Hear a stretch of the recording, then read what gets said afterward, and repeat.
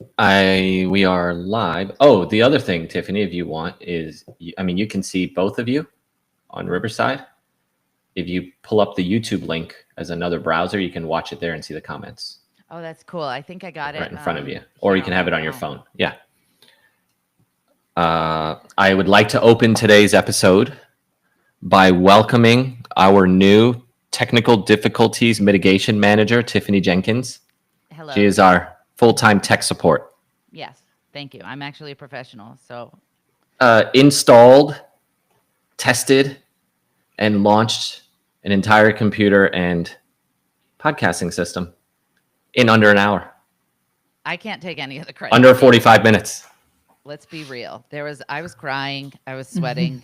You were the calm in the storm. You were walking me through it. It was all you. I couldn't have done it without you. Thank you. And we're only 21 minutes You late. did great. Listen, I felt like it went really quick. It was terrific. All right, you guys have fun. Thank you. All right.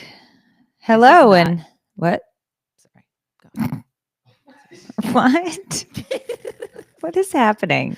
I just feel like this is such a weird angle. I'm like, This should prevent problems. Yeah, it won't. But thank you. You did a good job. Welcome to Take It or Leave It. I'm your host, Meredith Masony. And I'm Tiffany Jenkins. This podcast will discuss all things marriage, motherhood, and everything in between. Please remember, we're not professionals at anything you may actually need, so any advice we give, you can take Or leave because it might be crap. On today's episode of Take It or Leave It, I do want to warn anybody who does not want to listen to an episode that will deal with and discuss mental health issues pertaining to tweens, teens, teenagers, and suicidal ideation. We will later on in the episode get into something that I recently just learned about, and I wanted to share because as a parent of teens who are on TikTok, I think it is very important that we discuss this topic that we will get to in a little bit. So that is today's disclaimer on the episode. love it. Okay. Mean, I don't love it. No, I know what you mean. Okay. Okay. Yeah, but I thought we could just start off though because you took a little travel. I did. And I just thought we could catch up there about what happened last week and then kind of go into what we're going to talk about today. Yeah. Well, I don't remember last week, Meredith. First of all. Okay. But I do remember the last 24 hours. I was in Oklahoma. Oklahoma. Yep, Okay, that's where you went. And I got home super late last night. This outfit that I'm wearing today is actually what I wore on stage yesterday. I haven't changed yet. I'm so tired. Oh my gosh. I'm wearing my fancy lady clothes today because the hair, the makeup, everything you see is from yesterday. Are you allowed to talk about where you were? And yeah. Okay. I think so. I was going to make a post about it. So great. But I went to, I've actually spoken here before. Mm-hmm.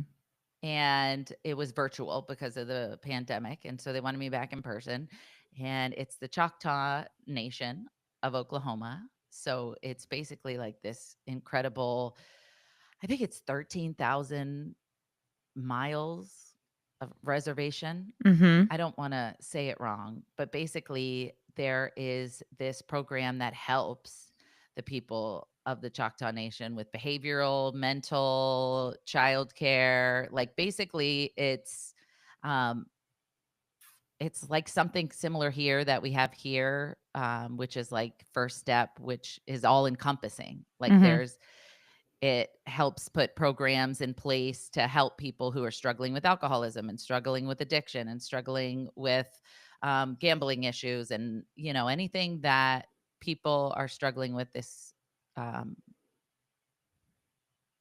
don't know if you call it a program. I'd call it a program. Yeah, I'd say program. Yeah, but it's very cool what they do. And they had some of their inmates. I mean, they didn't have the inmates make the gifts for me, but the inmates make these incredible gifts, like a rain stick. And this beautiful like dish with sage in it, the medicines from their land, and they gave it to me as a gift, and it felt so special, and I felt so Wow. honored. Wow. So Yeah. you had a great talk. Yeah, you know what's interesting is that it was in a casino and resort. Yeah. And I don't pay attention to the itineraries ever. And so I walked in and I was like, "Whoa, we are partying today." This is And then they're like, "You're in the spa resort." And I'm like, "Okay, bitch, point me to the Mhm. snacks first and then tell me where the spa resort is." And they Yep. pointed me to the snacks. It was in the opposite direction. So I went to the snacks and then I got lost in the casino. Oh, And no. a really nice man helped me. And he said, I said, "Hi, can you help me?" And he said, "Wait, what's your name?" And I was like, "Tiffany." And he's like, "Sorry, I thought you were my friend. Come this way." And I was like, "Okay." And so we just walked through the casino together. It was bonding time. It was very overstimulating for me. So I didn't partake in any of the casino. I just went up to my room and snacked. Nice. Yeah, but I'm going to be honest. I still get really nervous before speaking engagements, and I was super terrified and really nervous, and I ended up being so nervous that I forgot some important parts of my story, and I'm losing sleep over it. Oh, what a bummer. Really? Like key parts. Like I just felt like I was off my game yesterday, and it bums me out. Sometimes when I speak and I get off the stage, I'm like, not to brag, but you could feel that I killed it. Like the energy is there. Everybody, not like I actually killed it, but you can feel when it resonates with the audience. Mhm. And I don't know. I'm not being extra hard on myself. It was just I feel like I could have done better. So I'm going to use that to improve. I've decided I want to include a PowerPoint presentation. Okay, can you turn your volume up a smidgen, Dave is saying? Sorry. Yeah, up. Thank goodness you interrupted because I would have just kept talking forever because my coffee's kicking in. It is going red on my end. Does that matter to him? I can't hear you when she's talking to me. Ask people if they can hear her. Can you hear her better now, guys? Are people saying they can't hear me? They're saying hard to hear Tiffany. Meredith is too loud. I lowered you. So I'm I always got adjusting lowered. my volume when I watch. Damn, that's important feedback. Not on the final episode, right? Just on the lives. I hear her fine. So I don't know. I don't. Yes, better. Yes, better. Okay, good. All right. Should I turn it up? No, you're good. Everything's perfect now. Yeah, well, I think that probably happens. It probably when you're if you were on like a true speaking circuit and you were doing this every month or a couple of times a month, I don't think you would ever miss parts and pieces. Right. Because you're in the groove of it. Mm-hmm. But it's really difficult if you're every couple of months doing this and then you're doing these other things and so on. It's got to be hard to go in and get your sea legs. Yeah. It's true. That's what they say. I don't think anyone says that. You're such a douche. They say that. But yeah, so it was good. It was a nice quick little trip. Yeah, I didn't realize you were coming back so quickly. Yeah, just 24 hours. Yeah. That's how I like it. I like to do that because then I don't miss my babies too much. My sister watched the kids while I was gone. She did a fantastic job, except for my son started track and I didn't know. Oh. And so she's like at the stop waiting for my kids. It's her first day picking them up, and then he never comes. Oh no, she thought she lost Caden on day one. Yeah, That's and of hilarious. course, I was on stage during all of this, so her and Drew are like trying to get a hold of each other. It was crazy. I felt really bad. And then Chloe went to the office sick yesterday. Oh. And I was out of town, and I guess Drew forgot, and so he couldn't go get her because he had to work. But so she just sat in the clinic for a long time. Oh. I guess he tried to reach out to me and then couldn't get a hold of me. And so. Well, what were you going to do in Oklahoma? Well, I was going to. So he didn't have my sister's phone number, which is actually my bad. I thought he did, but she got a new number. I forgot. Oh, that makes sense. Okay. So I was like, yeah, what were you going to do? Just hop on a flight? Be like, Chloe, I'll pick you up from school at 9 p.m. Yeah, there was nothing I guess he could have done. Like, so I guess Chloe just sat in the clinic waiting to be picked up, and nobody ever came. It's okay. Which makes me sad because I feel like there's. Let me not. I feel like every kid has been left in the clinic at one point Mm, or another. yeah, I remember more times that I can count being left at school and everybody else was picked up, and I'm like, I hope they show up at some point. that's how it was for me too. I was always the last kid to be picked up. Yeah. So it builds character. Not really. It's definitely just trauma, but Yeah, absolutely. Yeah. So that's it. Well, good. Good. I'm glad you had a quick, good trip, had a nice speaking gig. And I want to say, only because it's kind of on subject with what we're talking about today, I was on the plane and I was thinking I was actually like terrified on the plane. And I was like, "Oh my gosh, like I don't want to die. Like I really want to live." And then I got on this whole thought process of how I hadn't had those feelings or thoughts since I talked about it on the internet, and about how different it feels now having a desire to be a part of life. Like, this is what it feels like. Even though we don't know why we're here or what we're supposed to be doing, like the general overall feeling, I think, is supposed to be, you wanting to participate, even though you don't know what the heck is going on. Well, I don't know what the heck is going on, but generally, I think as humans, we're supposed to want to participate in life and want to get up and want to do the things and experience and explore. And I feel that now. But a couple of weeks ago, I was just completely void of it. And I'm just Right. so grateful for the fact that the depression or whatever it was passed, and that I'm on the upswing. And I wouldn't even say I'm on the upswing. I would say I'm fine. I'm like back to my baseline now. I'm good. I love it. Yeah. That's so important. I'm glad that you recognized it in that moment and could like name it and be like, Yeah. even though it was scary, right? Because you Right. were like, because you've always hated flying. This isn't Mhm. new. I Like, got it was so weird though. It was kind of dark for a little while there when we were towards the end of the tour. yeah, I was like, I was not scared at all. I was like, if it's, and I even said it publicly a few times, like, if it's my time, it's my time. Like, that yeah, was my mindset. And I just was so indifferent if the plane crashed. Like, I was indifferent. yeah. So it's so nice to have a stark, like, Con- example of being on a plane again and not wanting it to right, crash. right, right. But that's good, and it's also it's also, I didn't want to use the word wonderful, but I'm proud of you for sharing that, because somebody who is feeling like they're down there and it's dark Mhm. can know, like, you'll come out the other side. Like, Absolutely. It's hang not that. on, it sucks to have to white knuckle. Mhm. It really does, because gosh, if that's not so exhausting to just white knuckle life. But um, there's stretches and patches, and just keep going, because you can absolutely get through it, and um find the right people to help you and support you and get you through.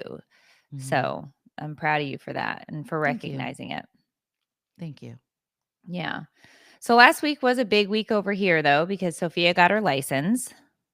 She passed. She passed. I was nervous. Obviously, every parent, I think, that takes their teenager in, it's like, oh, I really hope they don't come in crying their eyes out, because how awful is that? I failed my driver's test the first time. Did you? Yeah. So I learned how to drive on a manual on a stick shift.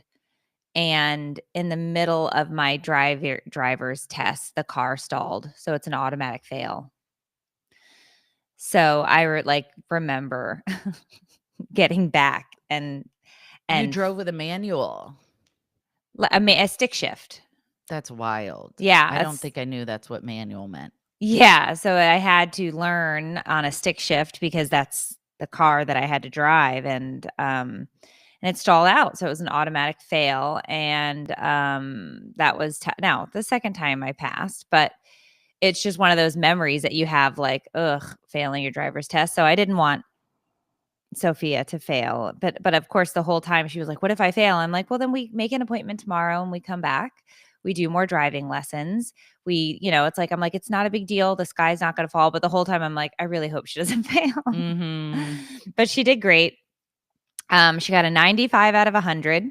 Amazing. So she did a good job. And now every 10 minutes, she finds a reason to drive the car in the neighborhood. That's so cute. For no apparent reason. But she's like, I have to run up to the gas station. I'm like, why? We don't need gas. She's so like, I cute. was just going to get an icy. I'm like, it's 9:30 at night. Do you really need an icy? And she's like, yeah. Did you want something? And I'm like, yeah, Reese's peanut butter cups. Yeah. Like, Yeah, I that's do. the bonus Yeah. of your kid getting a license. But other than that, is it terrifying? Are you constantly like, She's been doing pretty good. We're not letting her venture too far. But she's still taking driving lessons, even though she got her license. good? So we bought a package of X amount of hours. And so yesterday she went out and drove for 2 hours before school with the instructor. And they've been taking her all over, like the interstate, the highways, like taking her out. And it's a great driving school. Through the school? Or No, it's separate? just a driving school that you can hire, and we did it for Matthias, and so I hired the same school again, Love it. and they've been great, and so she has a couple more hours left, and she's like, I passed, I don't want to take any more lessons. I'm like, no, you're gonna take all the lessons, and then we're gonna just keep inching our way to getting further and further outside of the neighborhood. But it's like, no, you're in a big 2,000-pound steel vehicle. You're going to learn how to drive this thing. So that was good. And then of course, last week was my grandfather's funeral, celebration of life. Actually, it wasn't a funeral. There was no service at a cemetery or anything. He was cremated, and he will have a veterans service. But I didn't even think about this at the time when my parents were planning it. So many veterans are passing away that they are scheduling out these services months and months down the road. Oh, really? Is that Because just like the time in history? Well, he's 91, right? So you have this group of individuals who are, veterans who served, and you're talking about like the Korean War, Vietnam, and it's to an age where people are passing on, and you can't even get in for a veteran service, like the 7-gun salute or whatever they do. And so we just did a celebration of life. And then my parents have his ashes. And so when that's time, then we do that. But it was like, no, you can't even schedule it because it's so many months down the road. Wow, you would never think about that. I didn't. I was just like, when is the service? And then I got there and I was like, I don't understand why we're not going to the cemetery. And my dad's like, because so many people at this age are dying that we can't even get in to get the service. And I was like, oh, that makes sense now that you say that. So yeah. And somebody just said in the comments, there's a veteran cemetery right down the street from their house, and they have services every 15 minutes on the 15-minute mark. That's insane. It is. We took the kids, I don't remember which kid. We did a field trip to the one in Sarasota that's right by you. Many, many, many years ago. It had to have been Matthias because it was so long ago. But we took the kids to the Veterans Cemetery for a service. And I think it may have been on like 9/11 or something, and one year. And the kids got to see, how they do the ceremony and the salutes and all of that stuff. But anyway, so it was a really, really wonderful celebration of life. And we all just kind of sat around for a little bit afterwards and talked about my grandfather and the ridiculous stories he used to tell. He was, I don't know. I guess I took after my grandfather in terms of storytelling because I'm a bit of a storyteller. Wow. But my grandfather would tell the most outrageous, ridiculous stories. And we just all believed them all the time. And he had this scar on his back. And when we were little, we would say, "Pa, how'd you get that scar?" And he's like, "Well, I was out in the woods hunting. And, after I had packed an egg and pepper sandwich, and all of a sudden my stomach was going and I had to go to the bathroom. So I crouched down by a tree and I dug a hole and I was going to the bathroom. And all of a sudden a bear came out of nowhere and it attacked." And I was like, "Oh my God." And he's like, "Yeah." And it sliced up my back and I had to run for my life and da da da. That's not what happened at all. No, but I believed it for years. I believed it. He actually was he was fixing a car. It fell on him. Okay, that's kind of a cool story in itself. Why wouldn't he lead with that though? Like having a car fall on you is one wild.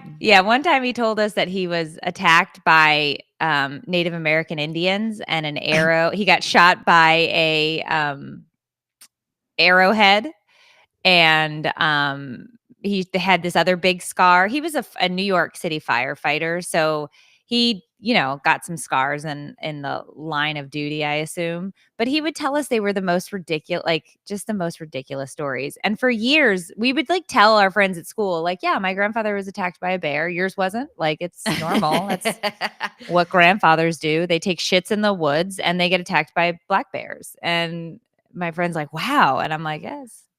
And then he told me, then he told me that he had this is so gross. He had skin tags in his armpit. And he told us they were little vampire bat cocoons. And at night, the vampires would escape his armpits and hunt for children. Oh, Tiffany left in the middle of my story.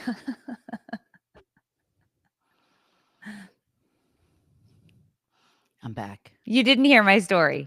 I heard most of it about the bear and the arrow. No, the other story he told that I believed was my grandfather had skin tags in his armpit. Okay. And when he would fall asleep on the couch, I would always go up to them and poke at them because I didn't know what they were. And one time my grandfather woke up and he said, "Don't touch those because they're little vampire bat cocoons." Oh. And at night, the vampire bats come out and they fly all over the house looking for little children. I feel so many things. So there's that. Oh, you know how I feel about armpit bumps, Meredith. Listen. So anyway, he sounds like a super fun guy, and it seemed like he was trying to be silly and make you guys laugh any chance he got. And I think that's adorable. He was great. He was a wonderful grandfather. And I guess maybe I got the storytelling gene from him. So I'll take it. But yeah, so it was great. And then it was such a fast trip. We literally drove in late Sunday evening, left Monday evening, and we're back home by midnight Tuesday morning. And it was like, back to work. Let's go. I was stalking you on Life 360, dude. When? Oh, after I dropped the computer at your house? Before. I was randomly going to look and see where my sister was, and you were right next to her. You were in the building almost next to her. And I was like, what the fuck is going on here? Because my two little bubbles never collide, you and her.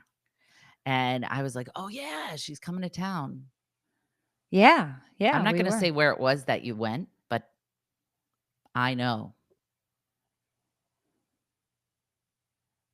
You went to one of two places. One of them is a French delicious. Oh, it was so yummy at Mademoiselle's bakery. It was got a Total Wine and More. I got a chocolate croissant and a delicious mocha latte while Dave was in PGA Superstore, which is right across from it. So we stopped. We were almost there. We were 45 minutes to getting to where my parents live. And we stopped to go to the bathroom, get coffee, and he wanted to go into PGA Superstore. It's so funny. Yeah. So your I was like, sister, does she work around there? she does. Oh, that makes sense then. Yeah, she works over there. And No, she saw me on Life 360. yeah, I was like, where's this bitch going? And I was like, this is so voyeuristic. I love it. And then I was like, oh, she's either getting turned or she's having French pastries, and I'm not sure which one it is. I did not get turned. I know I've not had a sip of alcohol Since the new year. Wow, dude. That's amazing, Meredith. Yeah. So it was what are you laughing at? It's right next to the Total Wine. Dave's laughing now because he understands. He's like, oh, she thought you were I wasn't sure which one coming you out went to. coming out. Yeah. So anyway, it was a delicious coffee. Yes. Listen. Wow. Whenever I am feeling bougie and I want a self-care day and I want to pamper myself, I order crepes from that place. And I just sit and I eat my crepes on my porch. Yes. I'd never seen it before. I've been in that plaza a ton of times and I'd never seen that French bakery. Yeah. Shout out Mademoiselle Paris. Yeah, there you go. Mademoiselle Perry. It was very good. Very good. But anyway, yeah. So that was last week. But I've been trying to be more scripted with our podcast the way they had been in the past. And so I'm definitely looking for topics and trying to stay on top of things a little bit better. But when I ran across this story, I thought that it would be important that we talk about it because like my kids are on TikTok. Most teens, I feel like TikTok is just like strapped to their face. That is their social media platform. Right. Hands down. It's not, I mean, yes, they're on Instagram, but not the way they are in terms of TikTok. Right. It is TikTok. So I'm going to read a little bit from this story and then we could talk a little bit about it because it's not something that I was aware of. You're leaving? Have fun. Okay. Thank you, Dave. Dave is going to the Players. So this is what the trigger warning is for, right? Yes. The story? Yes. So now every major media outlet has covered this. So this is like it's a verified story. This is USA Today, but I mean like every major outlet has covered this. A 13-year-old girl died by suicide. Her mom says she was part of the Columbine effect. And so this young girl in Kentucky, the mom says she loved to sing Taylor Swift. She had a celebrity crush on Eminem. She wore a pink cowboy hat to her 13th birthday party. But a week after she turned 13 in December, she died by suicide. And her mom goes on to talk about how she found out after her death by going to the school and cleaning out her locker at the middle school. In her journal, she was writing about how she idolized the black trench coat wearing teens who killed 13 people at Columbine High School in 1999. And she was trying to figure out how she was even getting this information, how she knew about Columbine, what was going on. And apparently in her journal, she wrote, quote, "I'm so sick of this. I don't even fight back anymore. I just accept it." Apparently she was being bullied pretty severely at school, but then was journaling about how she felt just like the mass murderers at Columbine, these outcasts, but they believe them to be the victims. Like heroes. The heroes, right. They believed that they were the victims of bullying and the people that they killed in the school shooting were the villains. So this group of teens is idolizing those two boys. Yes. Saying they understand. Is this the same as? No, it's not. So what they're calling this is on TikTok, there's apparently, and I'm not going to get these words right because I don't really understand all of the rabbit holes that live in TikTok and like what they call them. But so, because on TikTok, it's search, right? It's searchable. You can search anything and it's going to, find it. Or you can watch a video and underneath there is a search bar and it'll tell you can find out more like about this video. So TCC, or True Crime Community, has sort of this, and I'm going to call it a sub-thread because I don't know the actual word for it, but like underneath the True Crime Community is an actual Columbine like thread or group or whatever where people can go and find information, TikTok videos, memes, all sorts of things that are pertaining to and related to Columbine.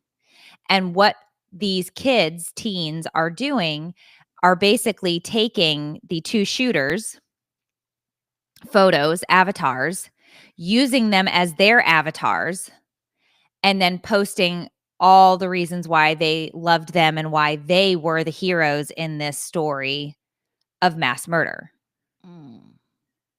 And TikTok's allowing this? Not only is TikTok allowing this, but what they've basically what they're realizing, and this has now been, I guess, for the past couple of years, they've been studying this. What they're saying is that TikTok is promoting any and all material that pertains to suicide, suicidal ideation, mental health, depression, any of those issues, and they're serving it up to teenagers twice as often as any other age group. Really? That's what's, that to me is unbelievably frightening.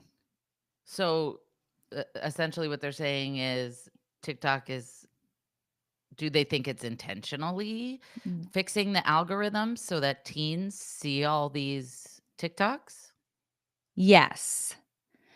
So they're basically, and this is what's so scary about TikTok, is it will suck something into that algorithm and it is everywhere in mere moments. And if you have teenagers on TikTok, which I feel like if you have teenagers, they're on TikTok, I did not realize that amount of negative, suicidal content, distressing mental health content is being served at such a fierce pace in front of these kids, which they're teenagers. They're already angsty. They're already uncomfortable in their bodies. They're already uncomfortable potentially in social situations. They already feel a certain type of way because they're teenagers and hormones and all of this. And we have a platform that is just serving this stuff up. So apparently as well, and this is, like I said, from US, let me make sure I get this right in case somebody is like USA Today.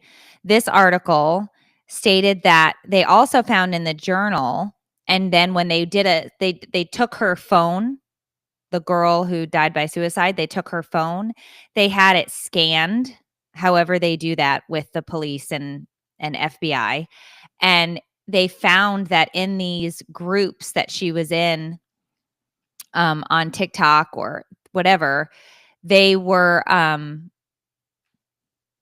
she was friends and had spoken to, messaged, and chatted with groups in this TCC community, and they knew she was planning on killing herself, and they did nothing to reach out or tell her not to, or try to get to an authority or a parent or anything to intervene in her suicide. No. On top of that, inside of that group, there was a plot to bomb a school in Indiana. And they actually were able to, because this parent found this information in the journal about her kid, right? Who committed suicide, because the cops, police, FBI, whomever scanned her phone, they were able to intervene in this planned school bombing. They got those 2 kids who were planning it, stopped the bombing from happening, and those kids have been placed and are receiving mental health care. So, I mean, silver lining, obviously, which this, this girl's having her phone being given over to authorities did potentially stop a school bombing. Right. So, I mean, and these kids are getting help now, but I did not know that there was a subculture who idolized the Columbine shooters. Like, I just did not know. Now, I know that, true crime for years. I mean, I sit down and I watch 2020 like it's my job. If I have nothing to do and I just want to sit and zone, I sit down and I watch true crime. I love the why. Why did this person do this? What were they thinking? What was going on? I know why I watch true crime. I know that I am there searching for this why component. I really never spent any amount of time thinking about a subculture of people who idolized these villains. Right. And painted them in the light of the hero. I see it all the time, not necessarily about this specific subject, but I see people idolizing. Is it idolizing or idealizing? Idolizing these criminals who do crazy shit, and they make all these edits of, look at how hot this person is, like what's his name, Luigi? Yeah. There's him. There's that kid Cameron who, and at a very high speed while street racing, accidentally ended the lives of a couple of people, which is devastating, but he's attractive. So everybody was like saying, free him, stuff like that. And it's not the same, in my opinion, as saying, like, it's very Charles Manson-y to me vibes. Like, it's almost like a cult in a way, of like a cult of these kids who want to not only think like the dudes are hot or whatever, they want to be them, and they understand why they did it, and they're probably having like meetings and shit. It's so scary, especially when there's such a massive platform to disseminate that information. So, like, they talk about, so there are these 2 researchers, Lisa Dittmer of Amnesty Tech, told the Inquirer that TikTok's algorithm prioritizes and amplifies videos that show young people posting about their mental health issues. It can include teens crying, contemplating self-harm, or even harming themselves and others. She co-authored a 2023 study to prove it. During the study, dozens of accounts were created to mimic a 13-year-old TikTok's profile. Some of the accounts were run by AI, others were run by researchers, and any TikTok video tagged with mental health terms were watched twice as often, 50%. They're serving it up on a silver platter to these kids. And it's not like positive mental health stuff, because I'm all about. No. Within 20 minutes, 50% of the content was depression, sadness, pain, and suicide. I feel kind of guilty. Within 20 minutes. That's wild. That's insane. If you wanted to get like deep down a rabbit hole, and like try to figure out why do you think that they would be pumping this out to kids? Like, what do you think the purpose of it would be if TikTok was doing it intentionally? Because I know the algorithms are strong. All I do is click on one boobie video and I just get boobies all the time, which, not mad about it, but I can imagine if I accidentally clicked on like a depression or suicidal ideation video, I could see why they would start serving all of that up. So why do you think it would be? Are they saying why they think it's intentional? Are they trying to brainwash people? Are they trying to make the whole generation sad so we buy pills and I mean, your guess is going to be as good as mine. I have no idea. I just know that like the data shows just such a significant. I mean, 50% is huge. To have it served up 50% more often in 20 minutes, sucked into that algorithm and then dished back out to and it's to that specific age group and demographic. Right? Like we're talking specifically about teenagers that are going through this. I think that Facebook is guilty of it and Instagram is guilty of it. I think they're all guilty of doing it. I think the reason that this specifically is such a pain point for TikTok is because of the user demographics, the age range, right? We're talking about it's teenagers, and they're so influential that looking at that over and over again in a short period of time is going to get your brain to feel a certain type of way. Okay, so as parents, do you think there's anything that we can do? I think you definitely should be talking to your kids about TikTok. I think you should be, go on their TikTok, look up their searches. The other one I can't stand and don't like is the Snapchat. I don't like anything that disappears within 24 hours. Right. I don't have To Snapchat. To me, that's like, I don't have it either, but the kids love to snap each other. They have these streaks where they have to take so many selfies and da da da da and this and that. And I, obviously we live our lives on social media. So I'm not going to sit here and be a hypocrite and be like, we can't let the kids have any of the, like, I get it.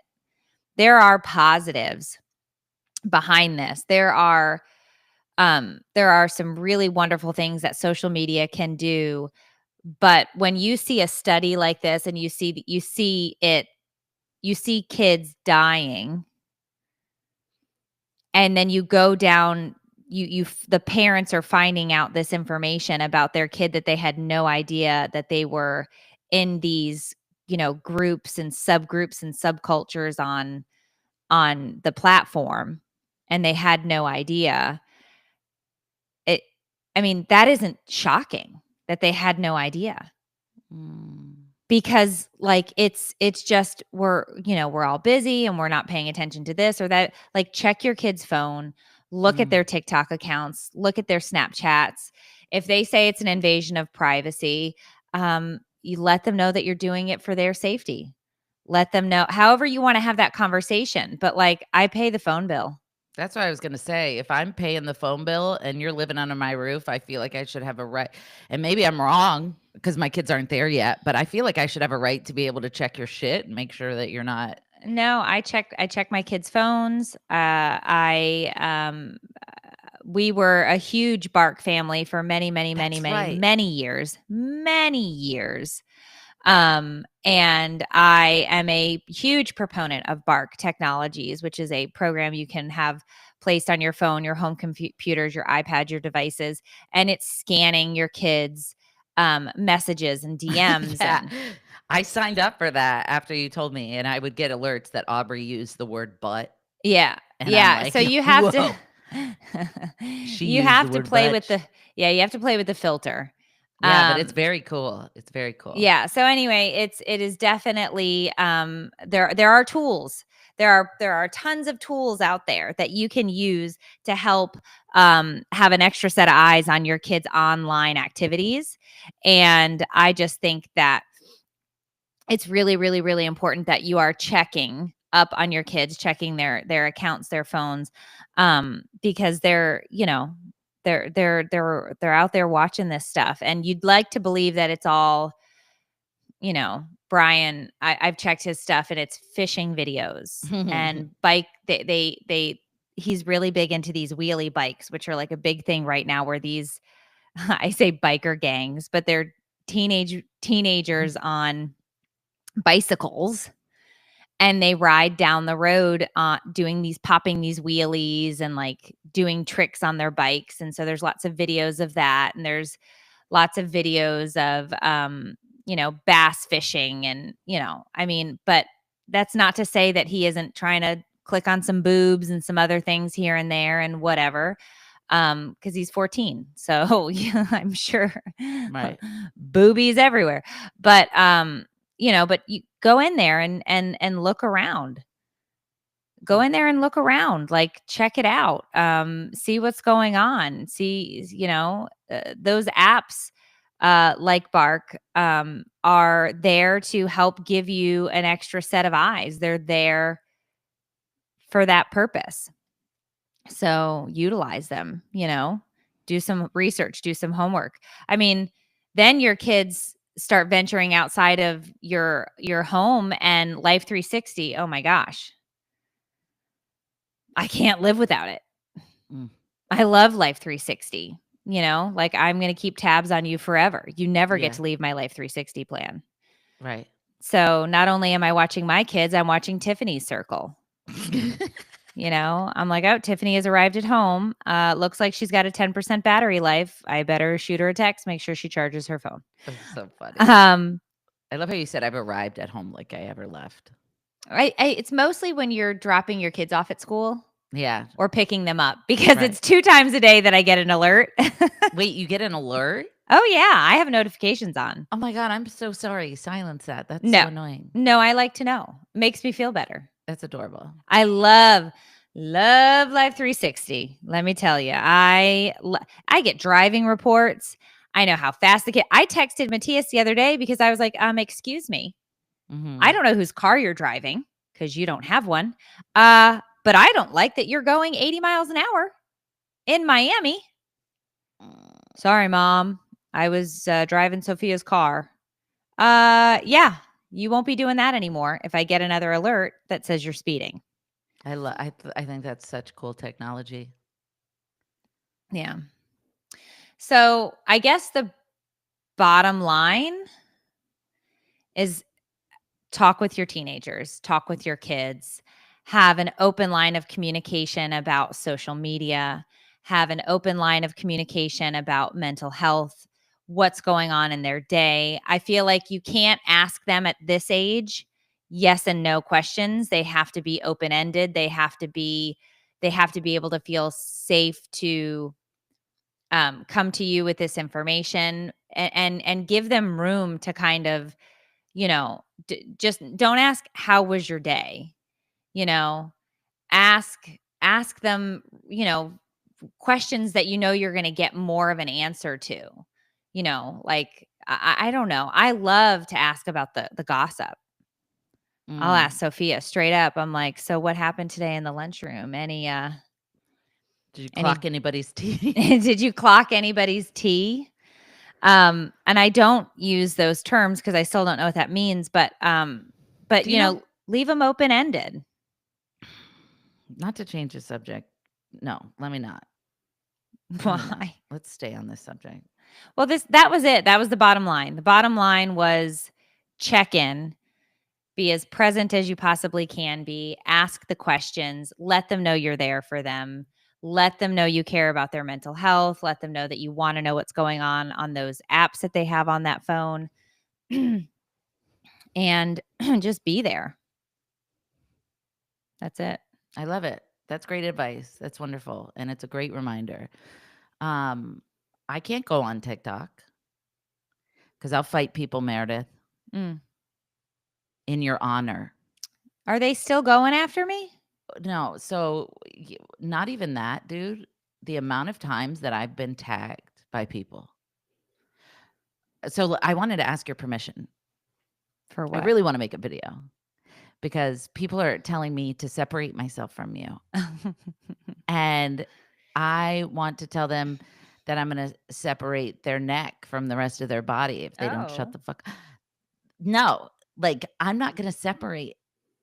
My whole thing is like, it pisses me off. So anyway, so I went in my tags, which I shouldn't have done because I haven't been posting on TikTok. I posted once the other day because I felt like I had to, but I went in my tags and it's about that stupid thing.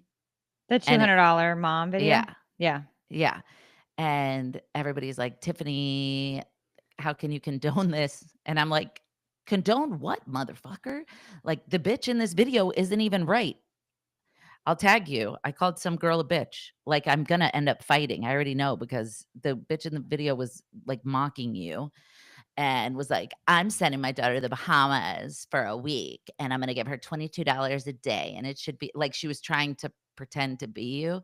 Yeah. And I kept getting tagged. So finally I was like, this bitch isn't even right about any of it.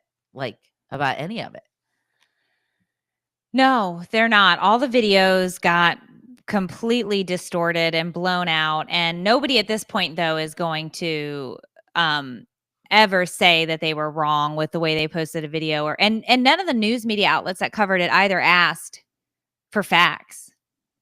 So it's not like it's going to be like, oh, well, it's resolved now. We know that the teenager didn't go out of town without adult supervision, didn't leave the state, actually had credit card access, which is what the video was about, but used the credit card prior to the cash. Yeah. And blah, blah, blah. And I hate to harp on this because it's like week 4 now. Yeah. So but I didn't realize how much I was, and I like to be oblivious and not know, but now that people are involving me, I would like to involve myself, and I'm not confident that I'm going to do it in a nice way. So I'm just wondering if you think it's a bad idea or a good idea. I think you should steer clear of it. Telling everybody to fuck off. Yeah, I don't think that is a benefit to you at all. No, I'm not worried about me. I'm not trying to benefit myself. It's not going to benefit me. No, you don't think so? No. And here's the thing. Like I had a message, and I don't remember where the message came in. I talked about this the other day. I don't remember if it was Instagram, Facebook, or TikTok DMs, but I'm assuming a mom, and she was very polite, and she was like, hey, I think the reason that the TikTok video blew up the way it did is because people are tired of seeing vloggers, bloggers, whatever, use their kids as content. And that's what you're doing. And I sat and thought about that for a minute. And I was like, look, I can understand where you're coming from. I'm not a vlogger. I'm not a blogger. I think that there is a large group of people, families on YouTube that did that. Ruby Frankie, the one who all these people were comparing me to, was one of those people, right? Ruby Frankie used her family to grow this massive YouTube platform where they made millions and millions of dollars. And it was all family content, right? Like she was using her children as content. Right. The Duggar family. All the documentaries I've seen on them, like they were using their children as content, their families as content, their daily ins and outs lives, all of this. I do not view what I do as using my children for content. I am the storyteller. I talk about being a wife, being a mother. I talk about things that stupid shit my kids say or my husband says or that I do or whatever. And it's coming out of, it's not me putting my kids on the video, using them as content. The stories, absolutely, are content, right? And it's things that my kids have done or said or whatever, but I'm using that to relate to other parents who are going through the same thing, quote unquote. What we've always done. It's what we've always done. I would not align or liken myself to these YouTube families that create family content around their kids. Yeah. I wouldn't put myself in that bucket at all. And what this woman was trying to get across to me was saying, like, the kids that are on TikTok, that age group, they're basically saying that that's what I'm doing and that's why they hate me, because I was putting my kid on blast.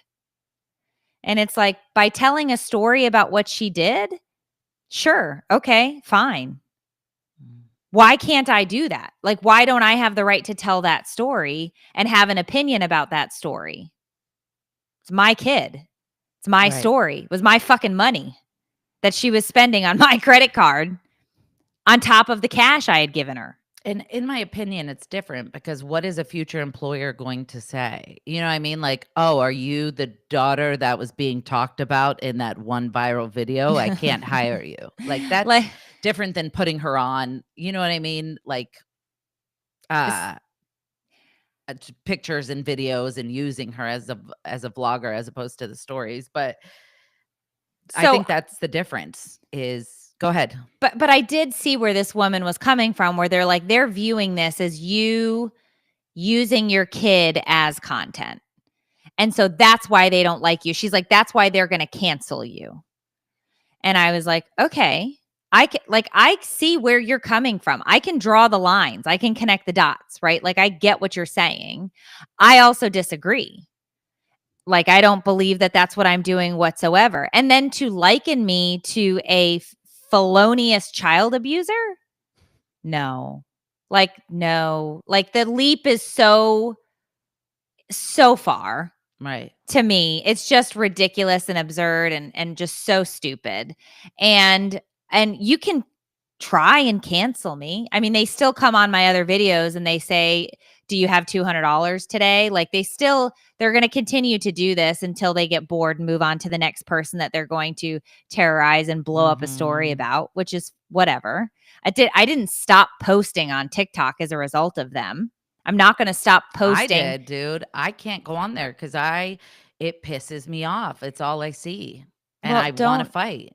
There's no reason though. That's the whole thing is it's like, there's no reason to like, nobody is going to come to me and ask me what really happened here. Okay. But what if I do? What if we set up a interview and we videotape it and I interview you and we edit it and we put it out? The side of the story that no one heard. And I make really dramatic trailer. It's set up like 2020 and you're like, I wish everybody would just leave me alone. And then it cuts to like a different scene of your family on vacation and your daughter, like she has dirt on her face because she can't afford food and she's like begging. You know what? I'll interview you, dude. And the B-roll will be incredible. Just think about it. She has dirt on her face and she can't afford food.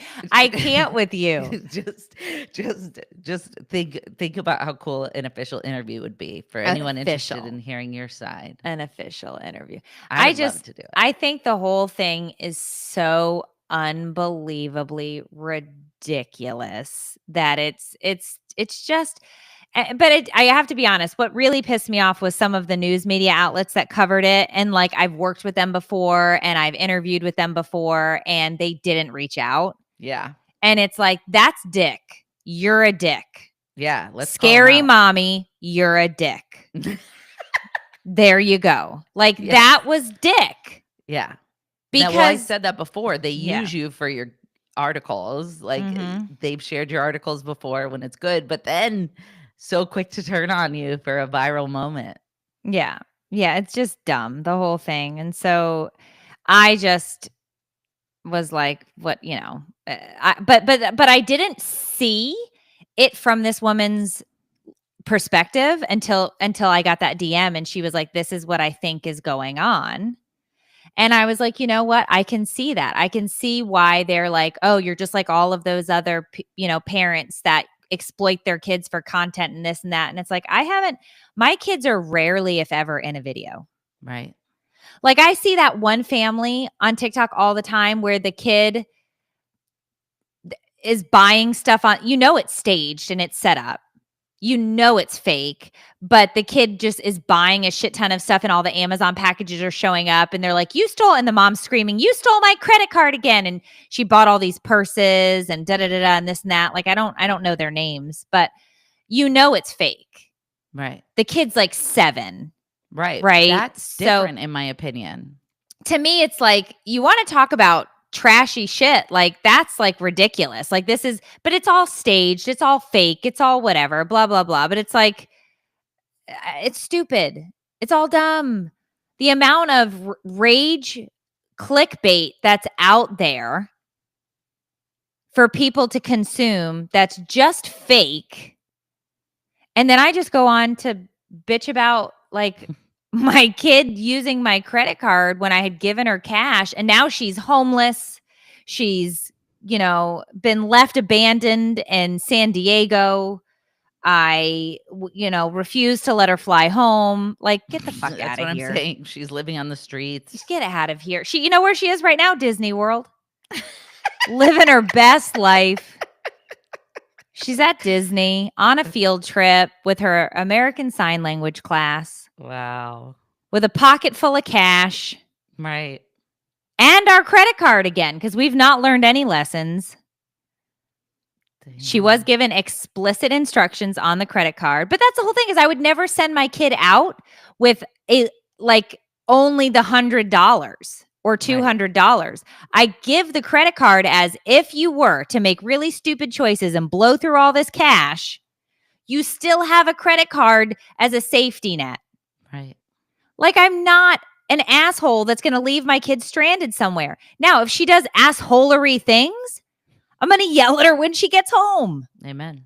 But that's my kid and my business. So anyway, so she's living her best life. Then she gets to go to Universal over spring break. So, I mean, yeah, I'm a shitbag parent. Spoiled ass, entitled ass, mama. I mean, these kids are, but yeah, so she wants to go and have fun with one of her friends over spring break. And I was like, absolutely, you can go to Universal for a couple of days and have a good time. We're going to a track meet in Miami for Matthias. And it's spring break. So I was like, yeah, why not? Go enjoy.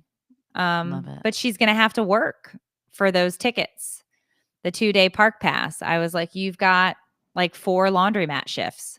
I love that. You're going to work if you want to go. I'm not going to tell you can't go. I think it sounds like a great time for you. I wouldn't want to go to Universal Studios at all. Ew. But for you, it sounds like a blast. But yeah, you've got 4 laundromat shifts and you have to clean the house. Like, because I know what the tickets cost, a 2-day park pass. Right. So it's like, yeah, you got to work. You got to work. That's so good. Teaching kids the value of $1. I support it. So anyway, stay off of don't go in the tag thingy. Don't go over there. Don't bring yourself into that nonsense. And here's the other thing, like, you don't have to defend my honor in this because I don't give a fuck. I know you don't give a fuck. Oh, excuse my mouth. I don't know. I didn't mean to say. I don't know why I cared that I said it. I know you don't. I know you don't. But I do right now, today, this morning, anyway. And it was really hard for me not to say something. Just so you know, unless you do something crazy, you're stuck with me, dude. No, I don't. Yeah, I don't. That's why I'm saying, like, it's not gonna. This is not going to. I'm not worried that you're going to not be my friend anymore because TikTok told you to. So I'm not worried. I'm not worried about seeing that shit and thinking that it's. Oh, they say it in those videos. Yeah, they'll tag you in my shit and be like, "Don't be friends with her anymore." I saw there was quite a few, and I was like, I hope she's not seeing this and thinking that she's unworthy or anything of the sort, because I will kill everyone. No, let me not say that. Can we cut that, Phil? Maybe, given the climate of this. Yeah, Phil. Yeah, no, it's ridiculous. It's nonsense. It's all nonsense. But once again, it didn't stop me from posting videos. I made a video the other day about Brian and not putting the trash bag in the trash can after he takes the trash out. It's like, you did half the job. Do the rest of the fucking job, kid. Like, put the bag in the can. But that's the motherhood stuff that people have always related to with you. Yeah, it just drives me nuts. And like, they're like, you're just, all you do is rage bait. And I'm like, no, it's just rage. No bait. Like, there's no baiting. Just come, don't care. I'm still going to be rageful, whether you're here or not. I love it. I'm going to be pissed off about them not putting the bag in the can and then throwing shit into the trash can. Like, it's going to make me mad. Right. So it's, not rage bait, just rage. You're my hero. Oh, anyway. Well, all right. Well, it was wonderful per the usual to hang out with you guys. Absolutely. Next time we chat, I think I'm going to be laid up with Closter. She's getting surgery next week. So Oh, that's keep us in your right. thoughts on 'Cause it's- Monday. Because it's If their spring break too. Yeah, they're on spring break next week. Yeah. And so we're getting our surgery the very first day. How long is the cast? I don't know. Don't ask me questions. God, I'm gonna I look gotta really believe it's stupid. probably 4 to 6 weeks. I don't even know if it's a cast because it's surgery. I know, but they probably cast her Tootsie after, Her Tootsie? her little foot, her little Oh. Tootsie. Don't you have to get to it to like clean the wounds or something? The wound. I don't know that I don't know. We'll figure it out Monday. that's a good I'll question. update everyone next time we chat. That's a good question. But Dave, what a dork. What did you say? He's going to the Players, which is TPC, which is a huge golf tournament. And we live, I don't know, 35 minutes, 40 minutes from this course. And like all the major players are there. Like it's a huge, huge, huge golf tournament. And it's 4 days, Thursday, Friday, Saturday, Sunday. And Dave got invited to go. He got a free ticket, which is a huge deal.